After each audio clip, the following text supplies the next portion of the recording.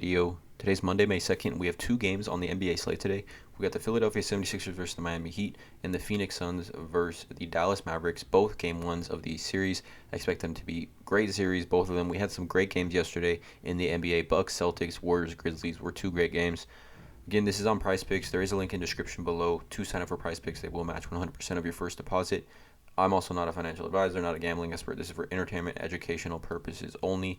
I am going to give you guys 5 plays that I really like today. But let's not waste any time. Let's get right into it. Some housekeeping notes in regards to these two games. The first game, Miami Heat, Kyle Lowry is going to be out for game 1 against the 76ers. You can see here, he's going to be out with that hamstring injury. It does kind of change my thinking and strategy in far as making these plays. So just keep that in mind if you're watching this video, trying to make some strategic moves today in these plays. And then also Devin Booker is looking like he is going to play game 1, returning from that hamstring injury. So if you guys didn't know, Devin Booker did injure his hamstring, has been out for the most of that series against New Orleans. He's going to be back here game 1, hopefully fully healthy. We'll see how easy he takes it, if he's going to be on a minutes restriction or not.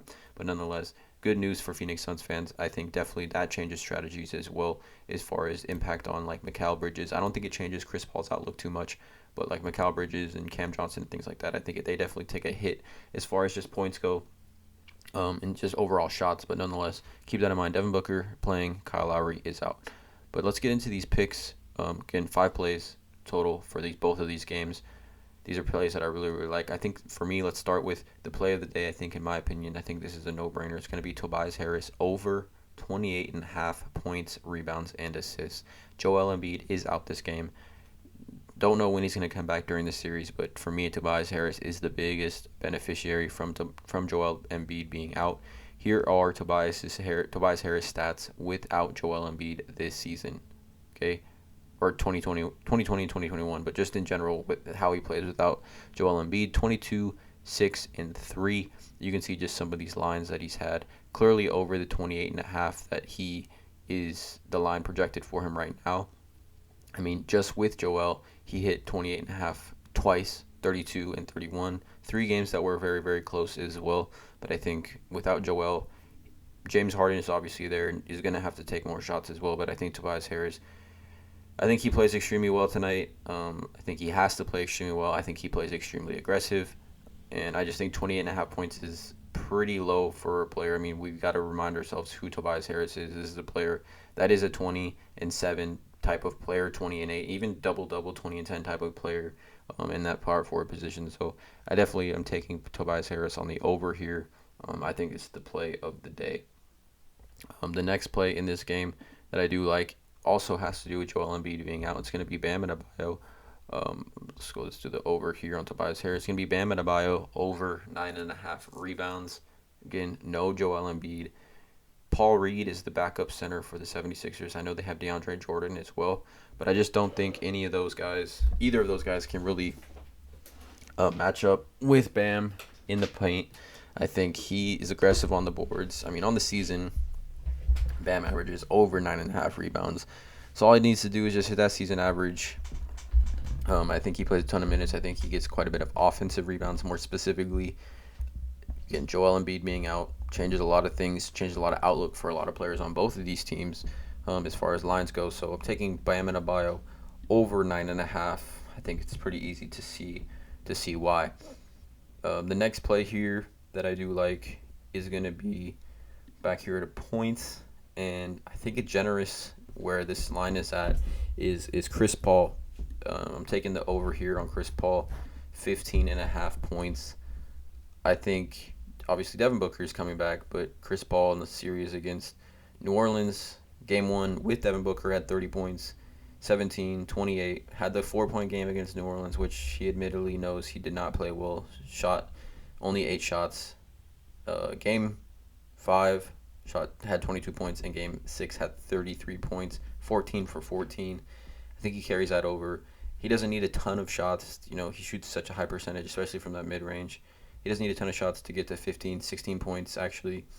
I think it's an easy play here. I think the line of 15.5 is pretty low. On other platforms, he's like at 18.5. So a nice, very generous line here from PrizePicks, in my opinion. I'm taking the easy over here on Chris Paul. And then in the same points, I think another easy play, and again, a generous line for me, in my opinion, is going to be Jalen Brunson over his points as well, 18.5. I mean, if you take a look at the PrizePicks stats for him, average over the last five is 28 points, 41, 31, 23, 24, 24. He's clearly hit over 18.5, and his line has been 18.5 for like the past 5 games, which has been pretty crazy. I'm smashing the over here on Jalen Brunson, 18.5. Again, another no-brainer for me. Really become that second option next to Luka Doncic. He was feasting without him, and I think him playing without Luka really instilled that confidence in him to take over games and get buckets down.